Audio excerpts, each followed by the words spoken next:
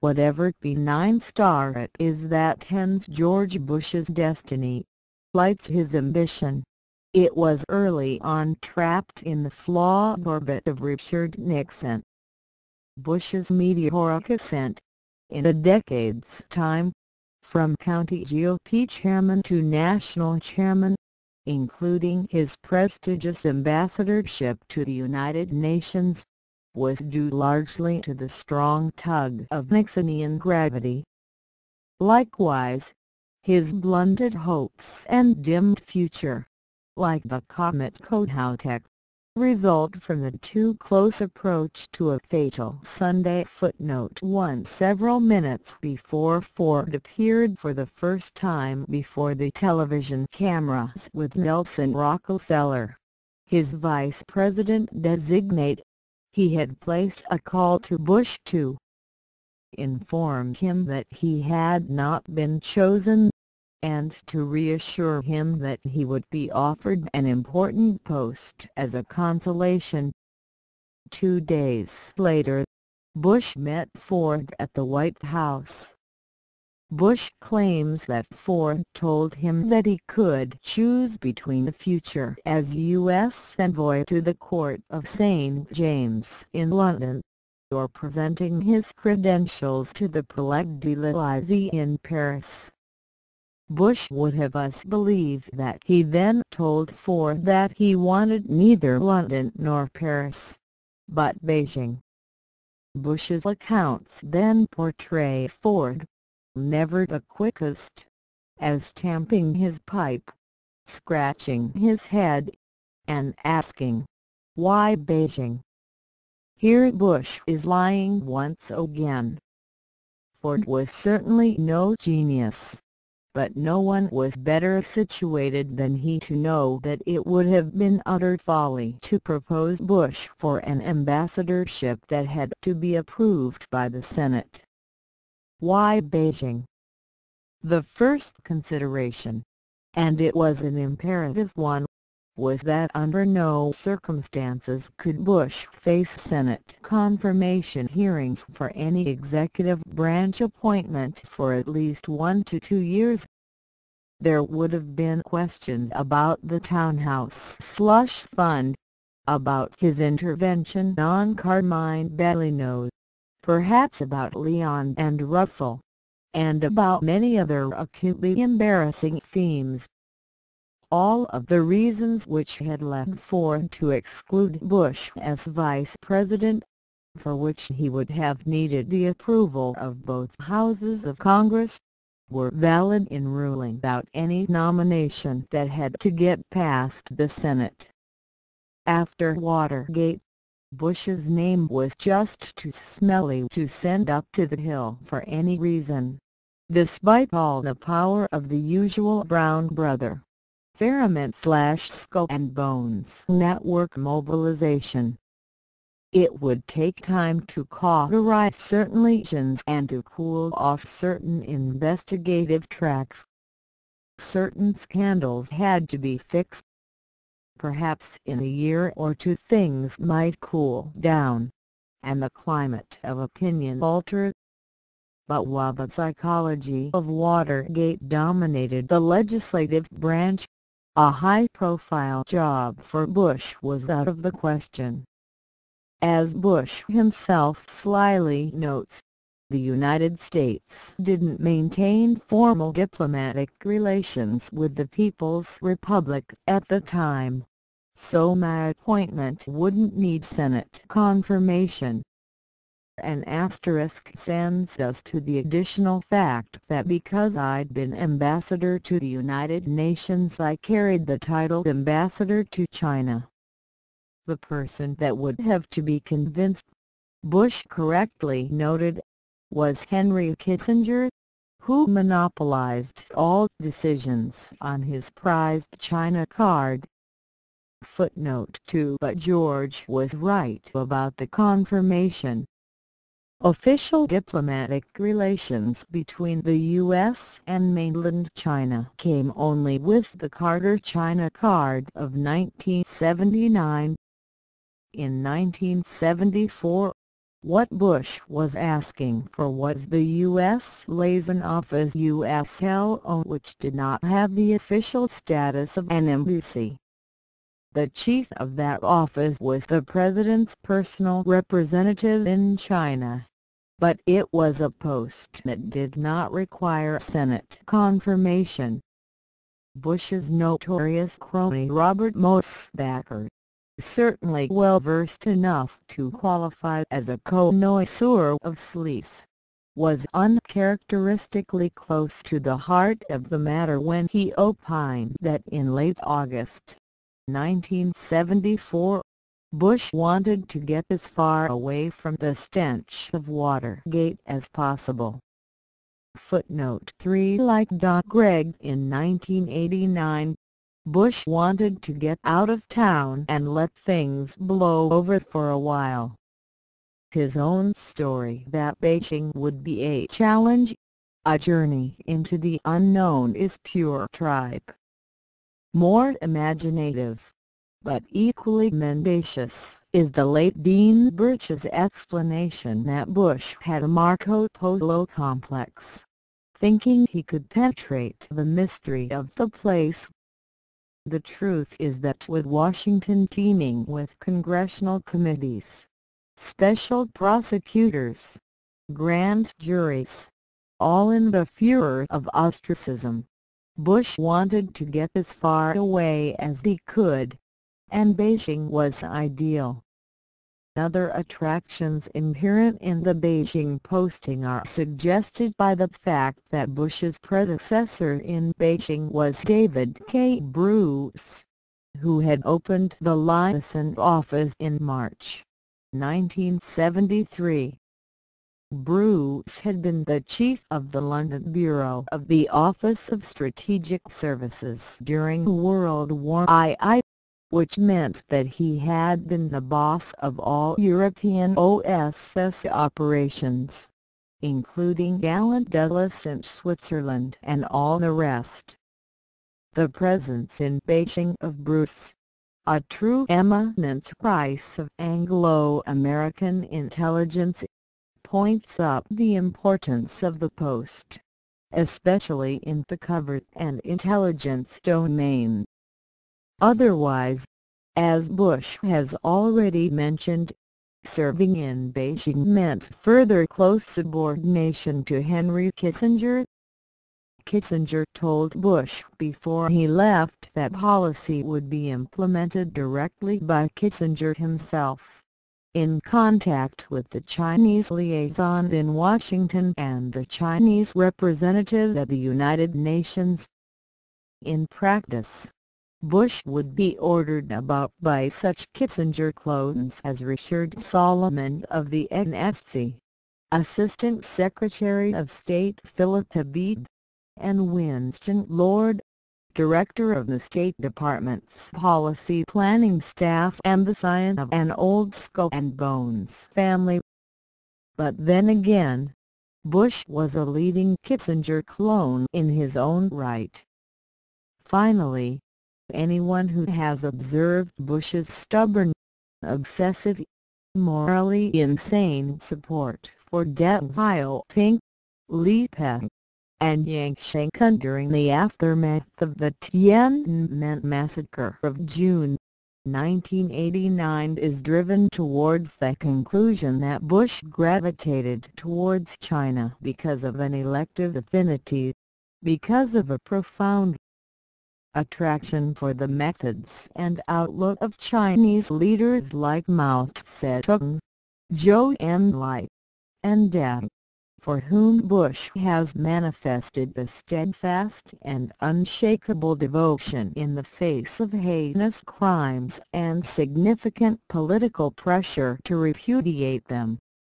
Bush wanted to go to China because he found Chinese communists genuinely congenial.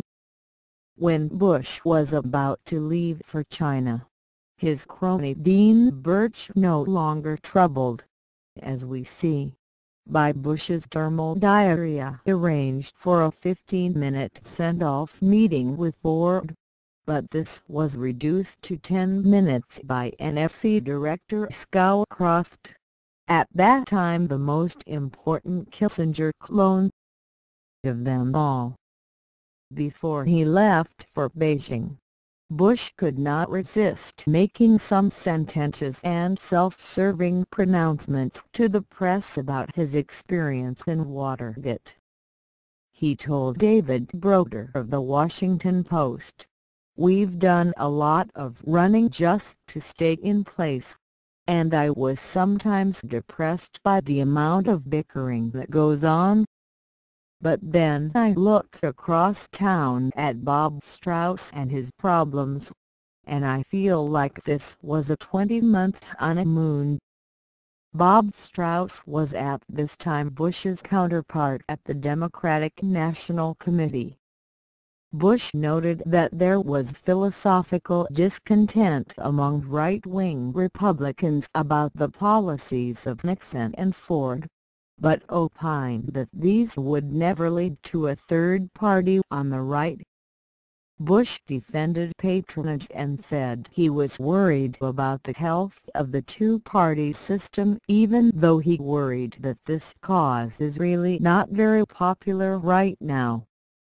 Footnote 4: Bush's staff in Beijing included Deputy Chief of Mission John Holdridge, Don Anderson, Herbert Horowitz, Bill Thomas, and Bush's executive assistant, Jennifer Fitzgerald, who has remained very close to Bush, and who has sometimes been rumored to be his mistress.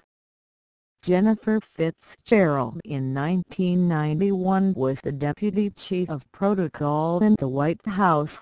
When German Chancellor Kohl visited Bush in the spring of 1991, he was greeted on the White House steps by Jennifer Fitzgerald.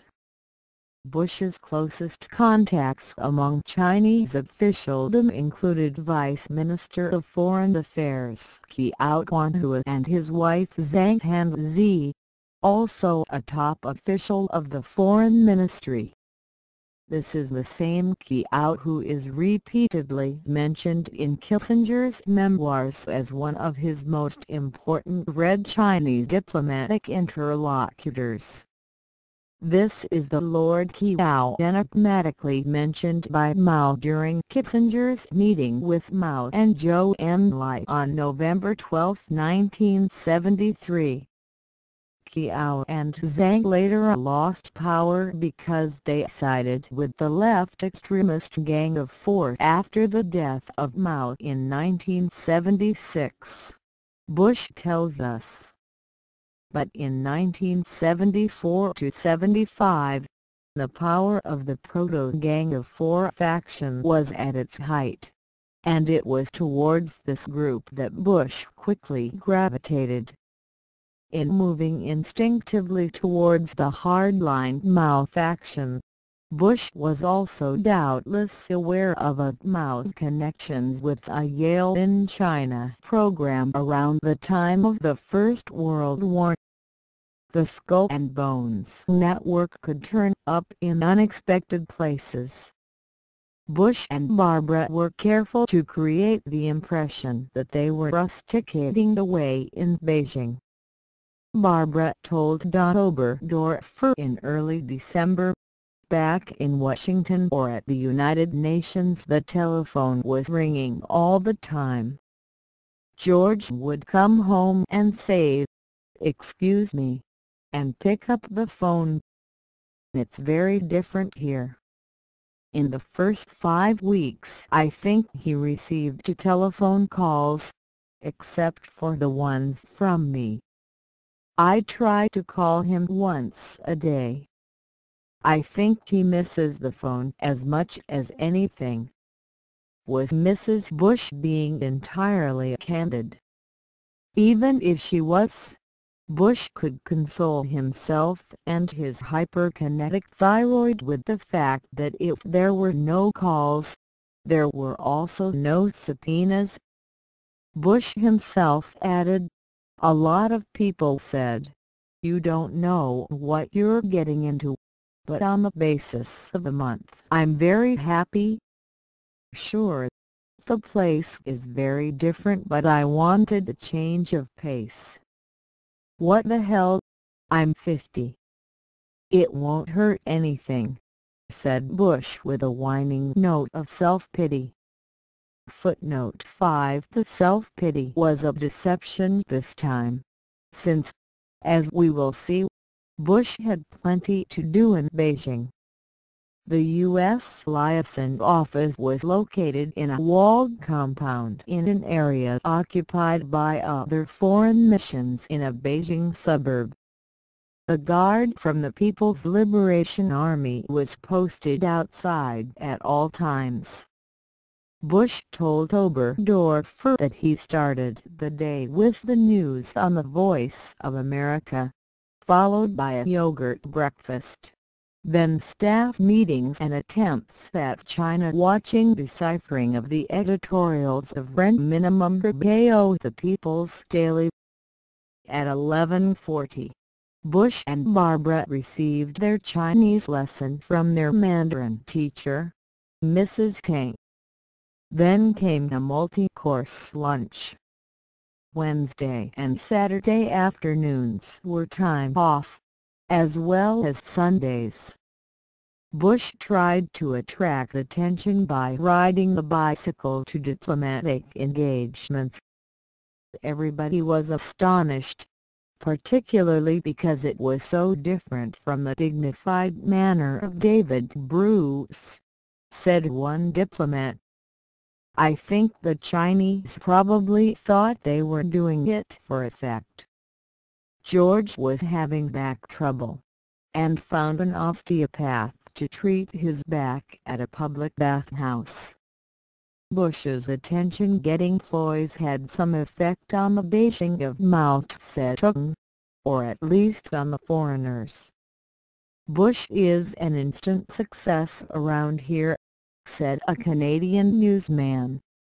The real test will come, though, when the novelty wears off and his enthusiasm runs down. NSSM 200. When Bush had been in Beijing for about a month, Henry Kissinger arrived for one of his periodic visits to discuss current business with the Beijing leadership. Kissinger arrived with his usual army of retainers and Secret Service guards. During this visit, Bush went with Kissinger to see Vice Premier Deng Xiaoping and Foreign Minister Qiao. This was one of 4 reported visits by Kissinger that would punctuate Bush's stay. Bush's tenure in Beijing must be understood in the context of the Malthusian and frankly genocidal policies of the Kissinger White House. These are aptly summed up for reference in the recently declassified National Security Study Memorandum 200, Implications of Worldwide Population Growth for U.S. Security and Overseas Interests, dated December 10, 1974. Footnote 6. NSSM 200, a joint effort by Kissinger and his Deputy General Brent Scowcroft, provided a hit list of 13 developing countries for which the NSC posited a special U.S. political and strategic interest in population reduction or limitation.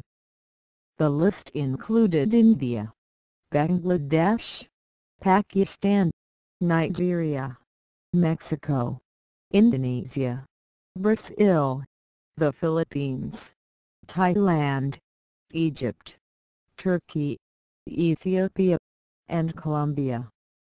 Demographic growth in these and other Third World nations was to be halted and if possible reversed for the brutal reason that population growth represented increased strategic and military power for the countries in question. Population growth, argues NSSM 200, will also increase pressure for the economic and industrial development of these countries, an eventuality which the study sees as a threat to the United States. In addition, bigger populations in the Third World are alleged to lead to higher prices and greater scarcity of strategic raw materials. As Kissinger summed up, development of a worldwide political and popular commitment to population stabilization is fundamental to any effective strategy. The U.S. should encourage LDC leaders to take the lead in advancing family planning. When NSSM 200 goes on to ask, would food be considered an instrument of national power? It is clear to all that active measures of genocide are at the heart of the policy being propounded. The later Kissinger report praises the Chinese Communist leadership for their commitment to population control. During 1975, these Chinese Communists, Henry Kissinger and George Bush, were to team up to create the demonstration model of the NSSM 200 policy, the Pol Pot regime in Cambodia. During the time that Bush was in Beijing, the fighting in Vietnam came to an end as the South Vietnamese army collapsed in the face of a large-scale invasion from the north. The insane adventure of Vietnam had been organized by Bush's own Brown Brothers, Fairmont/Skull and Bones network.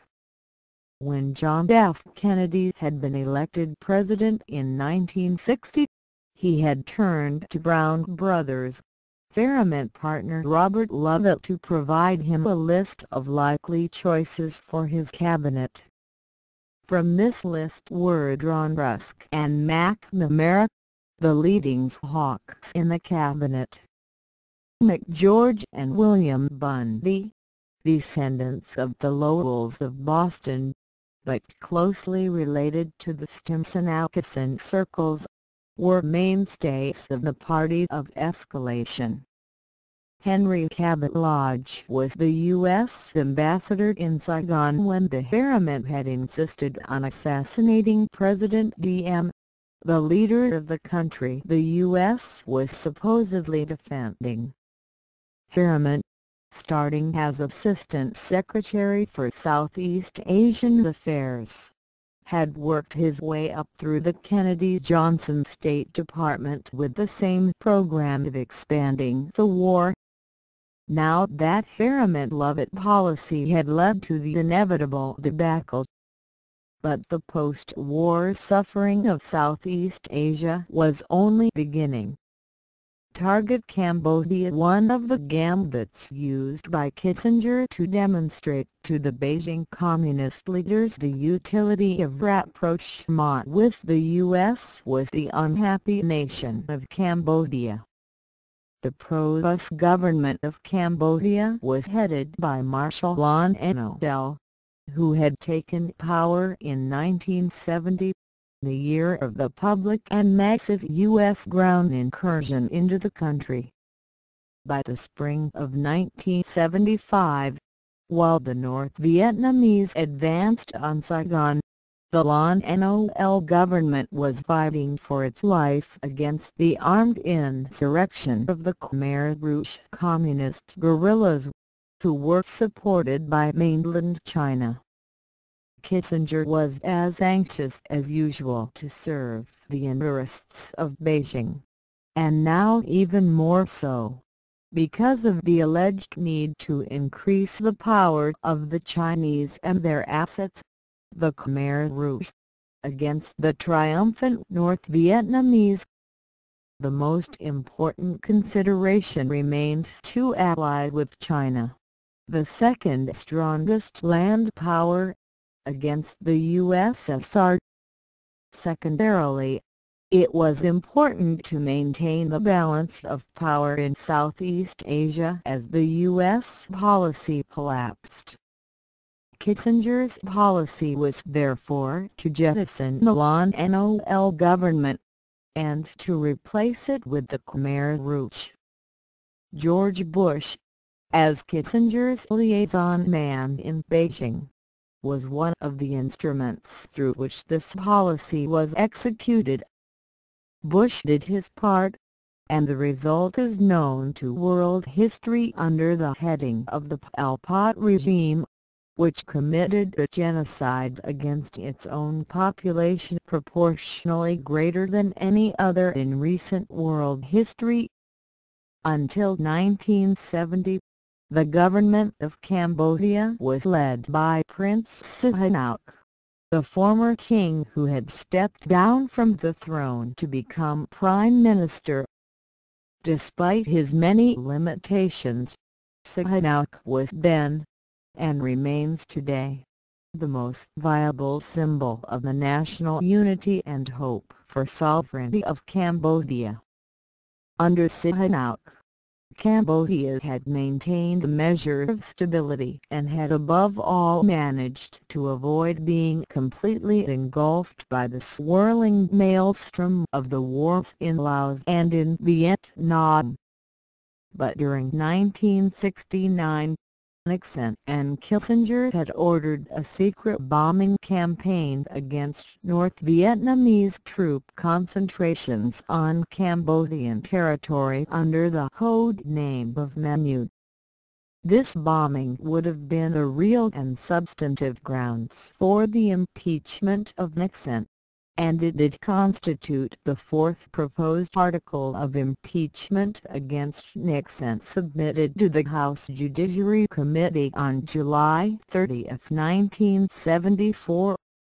But after 3 articles of impeachment having to do with the Watergate break-ins and subsequent cover-up were approved by the committee, the most important article, the one on genocide in Cambodia, was defeated by a vote of 26 to 12. Cambodia was dragged into the Indochina War by the US-sponsored coup d'état in Phnom Penh on March 1970, which ousted Sihanouk in favor of Marshal Lon Nol of the Cambodian Army, whose regime was never able to achieve even a modicum of stability. Shortly thereafter, at the end of April 1970, Nixon and Kissinger launched a large-scale U.S. military invasion of Cambodia, citing the use of Cambodian territory by the North Vietnamese Armed Forces for their Ho Chi Minh Trail supply line to sustain their forces deployed in South Vietnam. The Pearl's Beach area of Cambodia, which extended deep into South Vietnam, was occupied. Prince Sihanouk, who described himself as a neutralist, established himself in Beijing after the seizure of power by Lon Nol. In May of 1970 he became the titular leader and head of state of a Cambodian government in exile, the Government Royal Union Nationale du Kampuchea, or GRUNK. The GRUNK was in essence a united front between Sihanouk and the Khmer Rouge, with the latter exercising most of the real power and commanding the armed forces and secret police. Sihanouk was merely the figurehead, and he knew it. He told Italian journalist Oriana Fallaci in 1973 that when the Khmer Rouge no longer need me, they will spit me out like a cherry pit. During these years, the Cambodian Communist Party or Khmer Rouge, which had launched a small guerrilla insurrection during 1968, was a negligible military factor in Cambodia, fielding only a very few thousand guerrilla fighters. One of its leaders was Silat Sar, who had studied in Paris, and who had then sojourned at length in Red China at the height of the Red Guard's agitation. Salazar was one of the most important leaders of the Khmer Rouge, and would later become infamous under his nom de guerre of Pol Pot. Decisive support for Pol Pot and for the later genocidal policies of the Khmer Rouge always came from Beijing, despite the attempts to misguided or lying commentators like Henry Kissinger to depict the Khmer Rouge as a creation of Hanoi. But in the years after 1970, the Khmer Rouge, who were determined immediately to transform Cambodia into a communist utopia beyond the dreams even of the wildest Maoist Red Guards, made rapid gains. The most important single ingredient in the rise of the Khmer Rouge was provided by Kissinger and Nixon, through their systematic campaign of terror bombing against Cambodian territory during 1973. This was called Our Climate, and began shortly after the January 1973 Paris Accords on Vietnam. With the pretext of halting the Khmer Rouge attack on Phnom Penh, U.S. forces carried out 79,959 officially confirmed sorties with B-52 and F-111 bombers against targets inside Cambodia, dropping 539,129 tons of explosives. Many of these bombs fell upon the most densely populated sections of Cambodia, including the countryside around Phnom Penh. The number of deaths caused by this genocidal campaign has been estimated as between 30,000 and 500,000. Footnote 7 Accounts of the devastating impact of this mass terror bombing leave no doubt that it shattered most of what remained of Cambodian society and provided ideal preconditions for the further expansion of the Khmer Rouge insurgency, in much the same way that the catastrophe of the First World War weakened European society so as to open the door for the mass irrationalist movements of fascism and Bolshevism. During 1974, the Khmer Rouge consolidated their hold over parts of Cambodia. In these enclaves they showed their characteristic methods of genocide, dispersing the inhabitants of the cities into the countryside, while executing teachers, civil servants, intellectuals, sometimes all those who could read and write. This policy was remarkably similar to the one being carried out by the U.S. under Theodore Shackley's Operation Phoenix in neighboring South Vietnam, and Kissinger and other officials began to see the potential of the Khmer Rouge for implementing the genocidal population reductions that had now been made the official doctrine of the U.S. regime. Support for the Khmer Rouge was even more attractive to Kissinger and Nixon because it provided an opportunity for the geopolitical propitiation of the Maoist regime in China. Indeed, in the development of the China Card between 1973 and 1975, during most of Bush's stay in Beijing, Cambodia loomed very large as the single most important bilateral issue between the U.S. and Red China. Already in November 1972, Kissinger told Bush's later prime contact Kiao Kwan that the U.S. would have no real objection to a Sihanouk Khmer Rouge government of the type that later emerged. Whoever can best preserve Cambodia as an independent neutral country. is consistent with our policy, and we believe with yours," said Kissinger. Footnote 8. Zhou Enlai told Kissinger in February 1973 that if North Vietnam were to extend its domination over Cambodia, this would result in even greater problems. When Bush's predecessor David Bruce arrived in Beijing to open the new U.S. liaison office in the spring of 1973, he sought contact with Zhou Enlai. On May 18, 1973, Zhou stressed that the only solution for Cambodia would be for North Vietnamese forces to leave that country entirely. A few days later, Kissinger told Chinese delegate Huan Huo in New York that U.S. and Red Chinese interests in Cambodia were compatible, since both sought to avoid a bloc which could support the hegemonial objectives of outside powers, meaning North Vietnam and Hanoi's backers in Moscow. The genocidal terror bombing of Cambodia was ordered by Kissinger during this period. Kissinger was apoplectic over the move by the U.S. Congress to prohibit further bombing of Cambodia after August 15, 1973, which he called a totally unpredictable and senseless event.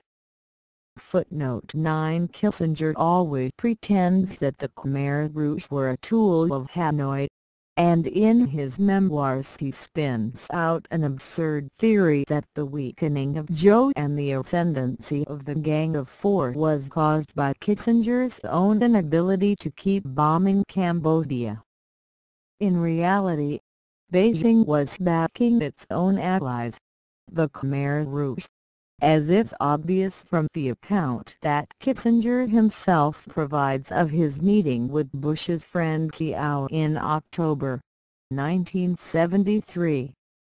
Footnote 10. Starting in the second half of 1974, George Bush was heavily engaged on this Sino-Cambodian front, particularly in his contacts with his main negotiating partner, Kiao. Bush had the advantage that secret diplomacy carried on with the Red Chinese regime during those days was subject to very little public scrutiny. The summaries of Bush's dealings with the Red Chinese now await the liberation of the files of the Foreign Ministry in Beijing or of the State Department in Washington, whichever comes first. Bush's involvement on the Cambodian question has been established by later interviews with Prince Sihanouk's chef de cabinet, Peng Penchek, as well as with French and U.S. officials knowledgeable about Bush's activities in Beijing during that time. What we have here is admittedly the tip of the iceberg, the merest hints of a monstrous iniquity yet to be unearthed. Footnote 11. The Khmer Rouge launched a dry season offensive against Phnom Penh in early 1974, which fell short of its goal.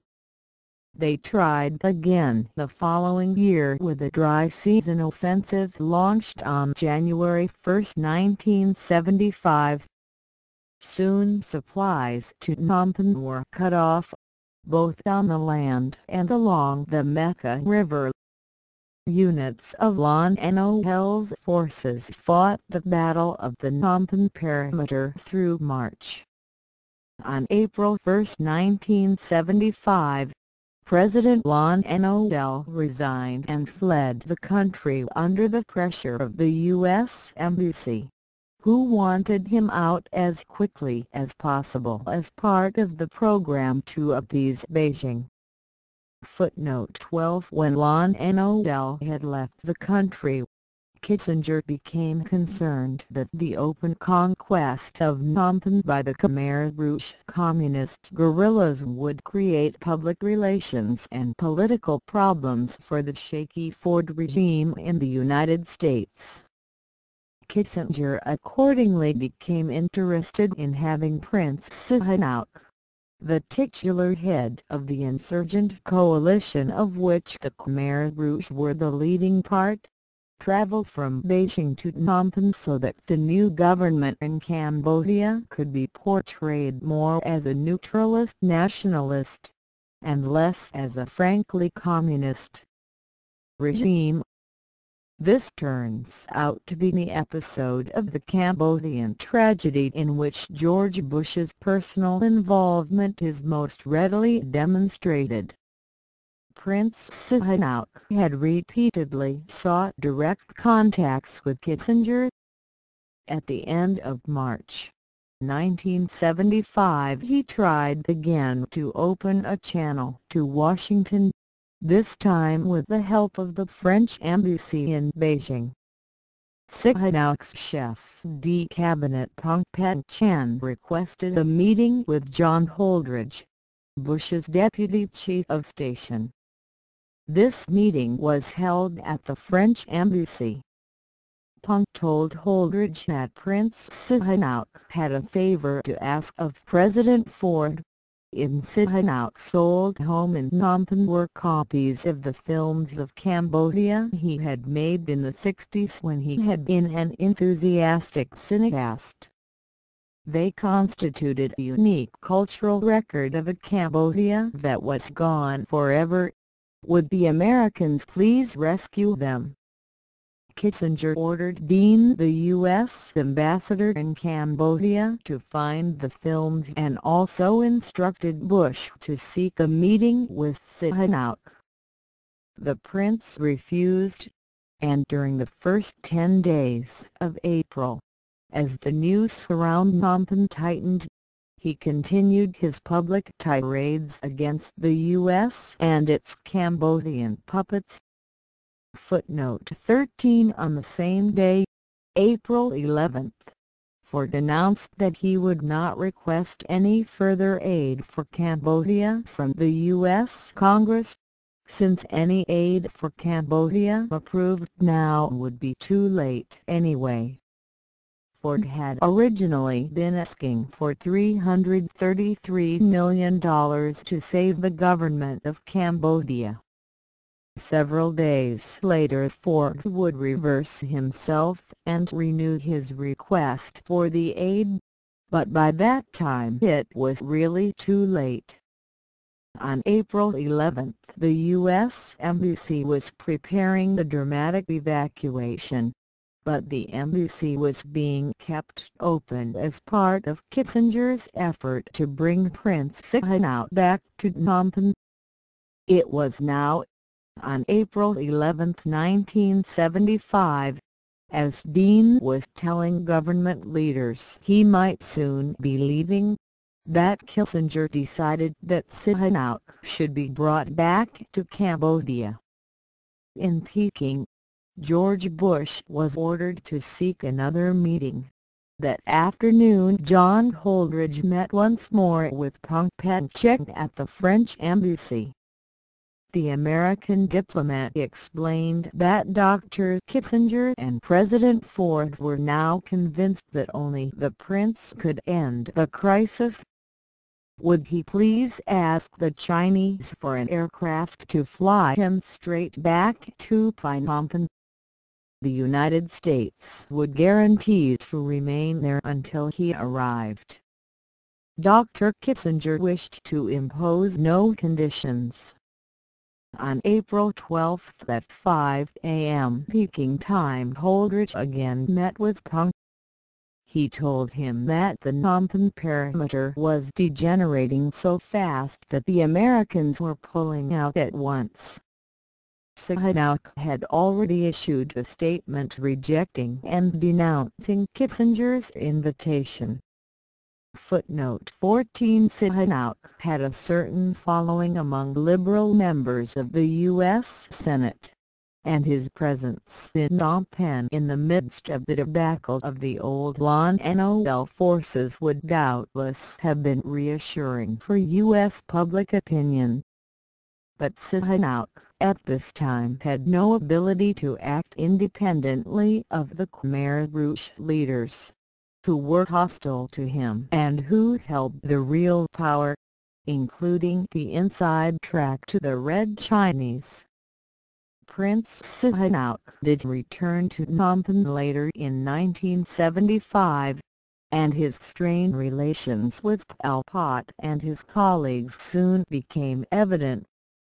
Early in 1976, Sihanouk was placed under house arrest by the Khmer Rouge, who appear to have intended to execute him.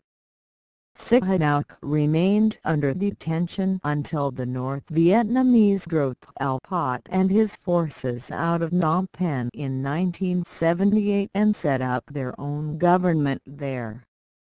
In following the Kissinger-Bush machinations to bring Prince Sihanouk back to Cambodia in mid-April 1975, one is also suspicious that an included option was to increase the likelihood that Sihanouk might be liquidated by the Khmer Rouge.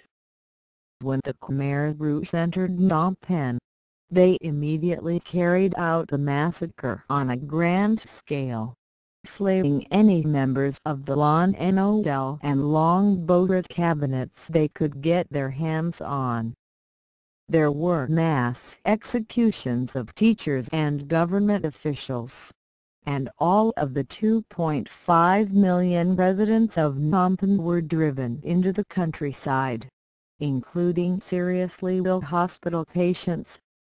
Under these circumstances, it would have been relatively easy to assassinate Sihanouk amidst the general orgy of slaughter.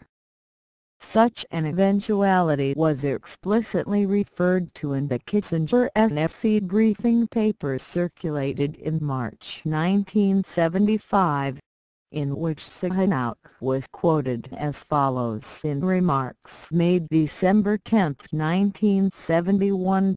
"If I go on as Chief of State after victory, I run the risk of being pushed out the window by the Communists, like Masaryk, or that I might be imprisoned for revisionism or deviationism." More than 2 million Cambodians out of an estimated total population of slightly more than 7 million perished under the Khmer Rouge. According to some estimates, the genocide killed 32% of the total population.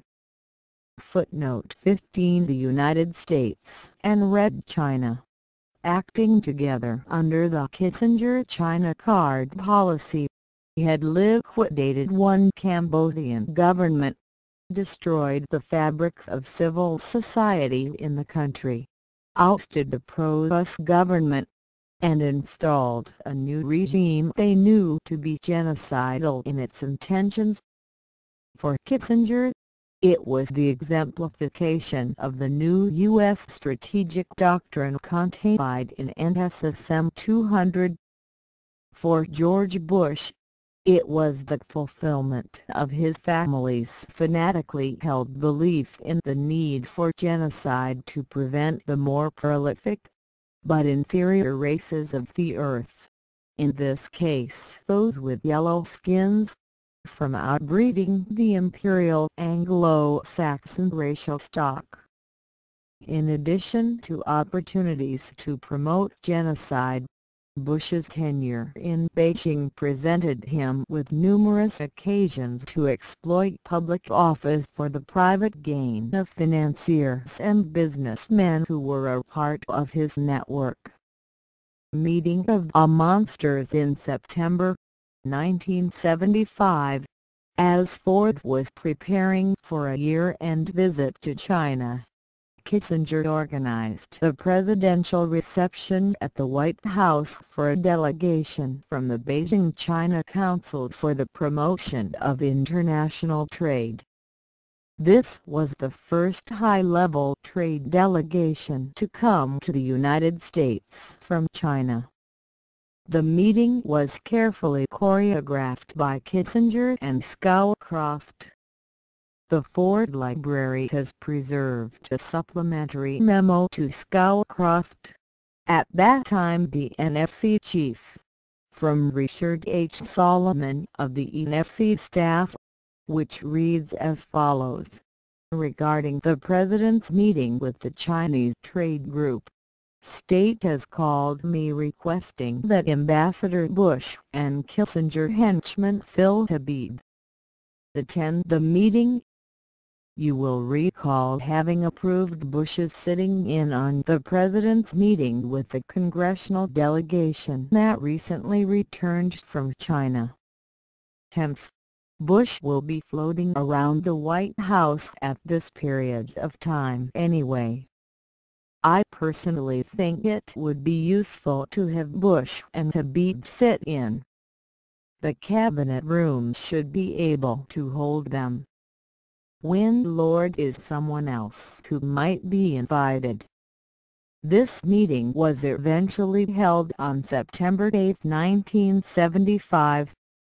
A little earlier Bush, en route to Washington, had sent a handwritten note to Scowcroft dated August 29, 1975.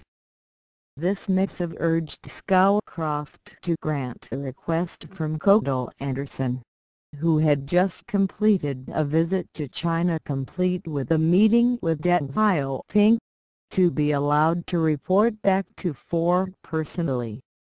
These were the type of contacts which later paid off for Bush's cronies.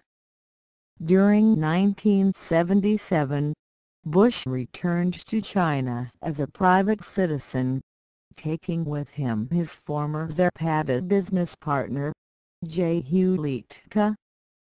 In January 1978, Liedtke was on hand when the Chinese oil minister was Bush's guest for dinner at his home in Houston. In May 1978, Liedtke and Pennzoil were at the top of the Chinese government's list of U.S. oil firms competing to be accorded contracts for drilling in China. Then, in the late summer of 1978, J. Hugh Liedtke of Pennzoil made another trip to China, during which he was allowed to view geological studies which had previously been held as state secrets by Beijing. Pennzoil was in the lead for a contract to begin offshore drilling in the South China Sea. Footnote 16. Kissinger made 4 visits to Beijing during Bush's tenure there, 3 solo appearances and a final junket accompanied by Ford. On October 19, 1975, Kissinger arrived in Beijing to prepare for Ford's visit, set for December. There were talks between Kissinger and Deng Xiaoping, with Bush, Habib, Winston Lord and Foreign Minister Kiao taking part. It was during this visit that Bush would have us believe that he had his first face-to-face meeting with Mao Zedong, the leader of a communist revolution which had claimed the lives of some 100 million Chinese since the end of the Second World War. Mao, one of the greatest monsters of the 20th century, was 81 years old at that time. He was in very bad health. When he opened his mouth to meet Kissinger, only guttural noises emerged. Mao's study contained tables covered with tubes and medical apparatus, and a small oxygen tank. Mao was unable to speak coherently, but had to write Chinese characters and an occasional word in English on a notepad which he showed to his interpreters. Kissinger inquired as to Mao's health. Mao pointed to his head saying, "This part works well. I can eat and sleep." Then Mao tapped his legs. "These parts do not work well. They are not strong when I walk. I also have some trouble with my lungs. In a word, I am not well. I am a showcase for visitors," Mao summed up. The croaking, guttural voice continued, "I am going to heaven soon. I have already received an invitation from God." If Mao was a basso profondo of guttural croaking, then Kissinger was at least a bass baritone. "Don't accept it too soon," he replied. "I accept the orders of the doctor," wrote Mao on his notepad. Mao at this point had slightly less than a year to live. Bush provided counterpoint to these lower registers with his own whining tenor. Bush was much impressed by Mao's rustic background and repertoire of Chinese barnyard expressions. Referring to a certain problem in Sino-American relations, Mao dismissed it as no more important than a fango pie, no more important than a dog fart. Bush has always had a strange fascination for scatological references, which is probably rooted amid the taboos of his clenched Anglo-Saxon family background, where the boys never heard their father fart. We have seen Bush's obsessive recounting of LBJ's much-told chicken shit anecdote about the House of Representatives. Mao went on, commenting about U.S. military superiority, and then saying, "God blesses you, not us. God does not like us because I am a militant warlord, also a communist. No, he doesn't like me. He likes you three." Mao pointed to Kissinger, Bush, and Winston Lord. Towards the end of the encounter, this lugubrious monster singled out Bush for special attention. Mao turned to Winston Lord. "This ambassador," said Mao while gesturing towards Bush, "is in the plight. Why don't you come visit?" "I would be honored," Bush replied according to his own account, "but I'm afraid you're very busy." "Oh, I'm not busy," said Mao. "I don't look after internal affairs. I only read the international news. You should really come visit." Bush claims footnote 17 that he never accepted Chairman Mao's invitation to come around for private talks. Bush says that he was convinced by members of his own staff that Mao did not really mean to invite him, but was only being polite. Was Bush really so reticent? Or is this another one of the falsifications with which his official biographies are studded? The world must await the opening of the Beijing and Foggy Bottom archives. In the meantime, we must take a moment to contemplate that gathering of October 1975 in Chairman Mao's private villa, secluded behind many courtyards and screens in the Chungnanhe enclave of Chinese rulers not far from the Great Hall of the People and Tiananmen, where less than a year later an initial round of pro-democracy demonstrations would be put down in blood in the wake of the funeral of Zhou Enlai. Mao, Kissinger, and Bush. Has history ever seen a tete-a-tete of such mass murderers? Mao, identifying himself with Qin Shi Huang, the first emperor of all of China and founder of the Qin dynasty, who had built the Great Wall, burned the books, and killed the Confucian scholars. This Mao had massacred 10% of his own people, ravaged Korea, strangled Tibet. Kissinger's crimes were endless.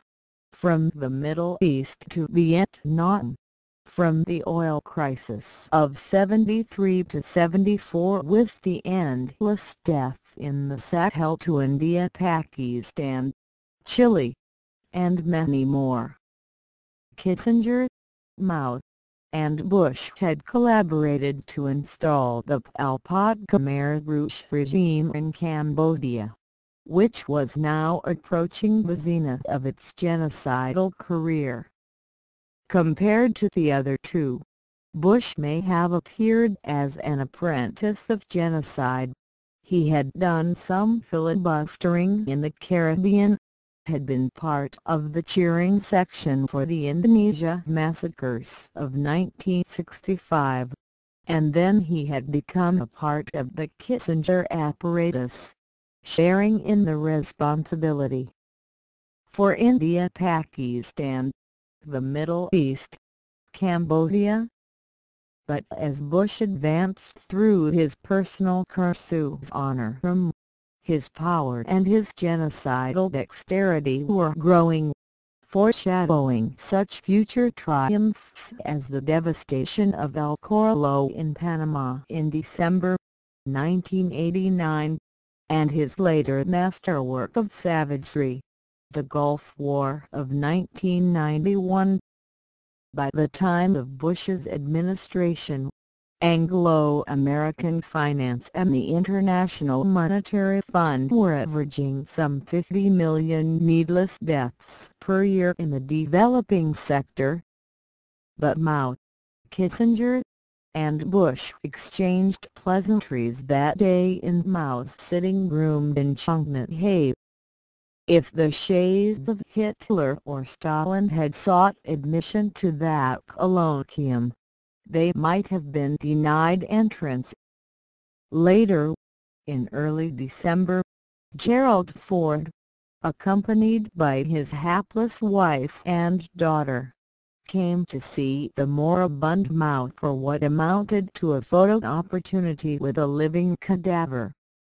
The AP wire issued that day hyped the fact that Mao had talked with Ford for 1 hour and 50 minutes, nearly twice as long as the great steersman had given to Nixon in 1972. Participants in this meeting included Kissinger, Bush, Scowcroft, and Winston Lord. Even such Kissingerian heavies as Under-Secretary of State Joseph Sisko, Assistant Secretary of State for East Asian and Pacific Affairs, and Richard Solomon of the NSC were not allowed to stay for the meeting. Bush was now truly a leading Kissinger clone. A joint communique issued after this session said that Mao and Ford had had earnest and significant discussions on wide-ranging issues in a friendly atmosphere. At this meeting, Chairman Mao greeted Bush with the words, "You've been promoted." Mao turned to Ford, and added, "We hate to see him go."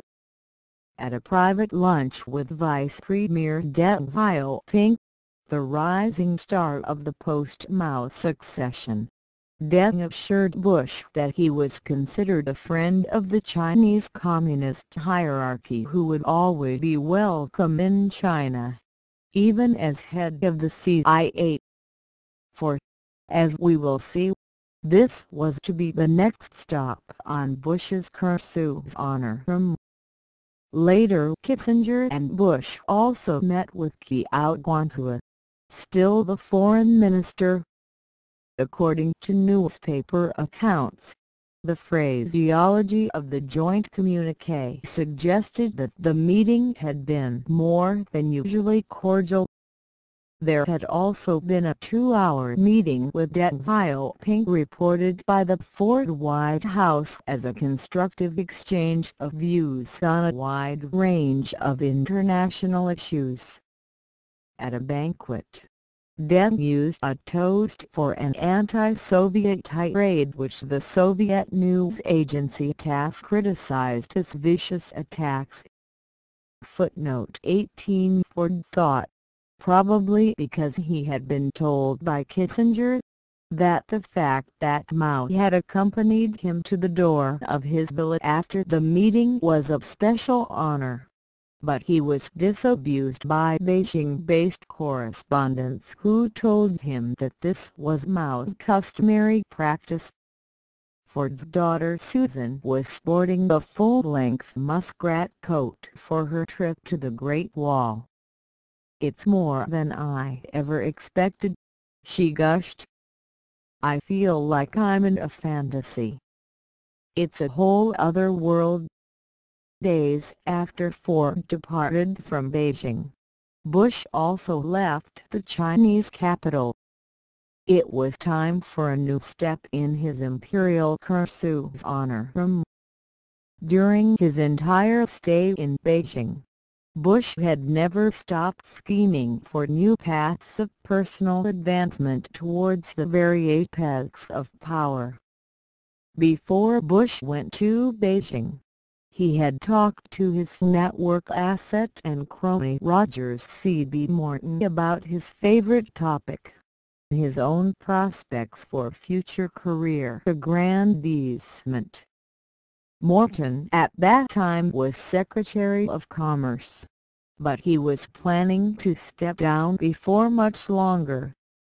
Morton told Bush, "What you ought to think about is coming back to Washington to replace me when I leave. It's a perfect springboard for a place on the ticket." This idea is the theme of a Ford White House memo preserved in the Jack Marsh files at the Ford Library in Ann Arbor. The memo is addressed to Jack Marsh, counselor to the President, by Russell Rourke of Marsh's staff. The memo, which is dated March 28, 1975, reads as follows. "It's my impression and partial understanding that George Bush has probably had enough of egg rolls and Peking by now and has probably gotten over his lost VP opportunity. He's one hell of a presidential surrogate, and would be an outstanding spokesman for the White House between now and November '76. Don't you think he would make an outstanding candidate for Secretary of Commerce or a similar post sometime during the next 6 months?" The next step. Bush was now obsessed with the idea that he had a right to become vice president in 1976. As a member of the senatorial caste, he had a right to enter the Senate. And if the plebeians with their changeable humor barred the elective route, then the only answer was to be appointed to the second spot on the ticket and enter the Senate as its presiding officer. As Bush wrote in his campaign autobiography, having lost out to Rockefeller as Ford's vice presidential choice in 1974, I might be considered by some as a leading contender for the number 2 spot in Kansas City. Footnote 19. Bush possessed a remarkable capability for the blackmailing of Ford. He could enter the 1976 Republican presidential primaries as a candidate in his own right, and could occasion a hemorrhaging of liberal Republican support that might otherwise have gone to Ford. Ford, the first non-elected president, was the weakest of all incumbents, and he was already preparing to face the powerful challenge from his right mounted by the Ronald Reagan camp. the presence of an additional rival with Bush's networks among liberal and moderate Republican players might constitute a fatal impediment to Ford's prospects of getting himself elected to a term of his own. Accordingly, when Kissinger visited Bush in Beijing in October 1975, he pointedly inquired as to whether Bush intended to enter any of the Republican presidential primaries during the 1976 season. This was the principal question that Ford had directed Kissinger to ask of Bush. Bush's exit from Beijing occurred within the context of Ford's celebrated Halloween massacre of early November 1975.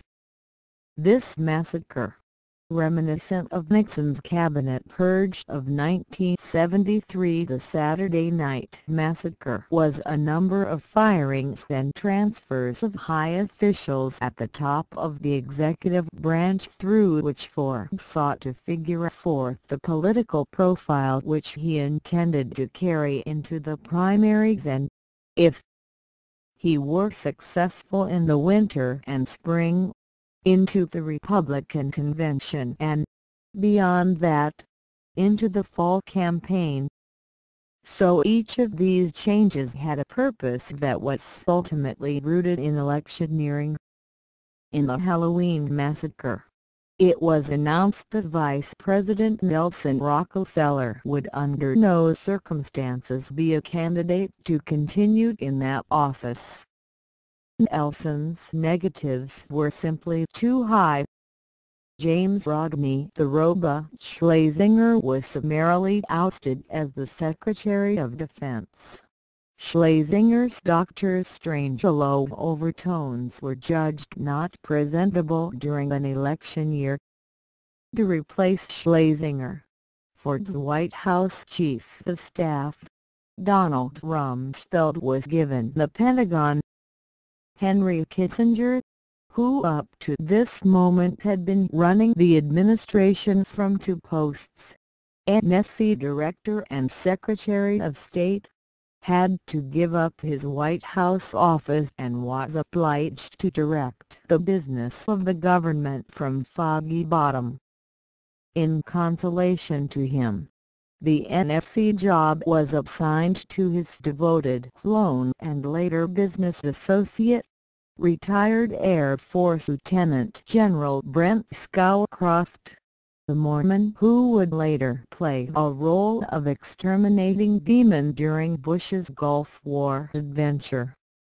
At the Department of Commerce, the secretary's post that had been so highly touted to Bush was being vacated by Rogers Morton.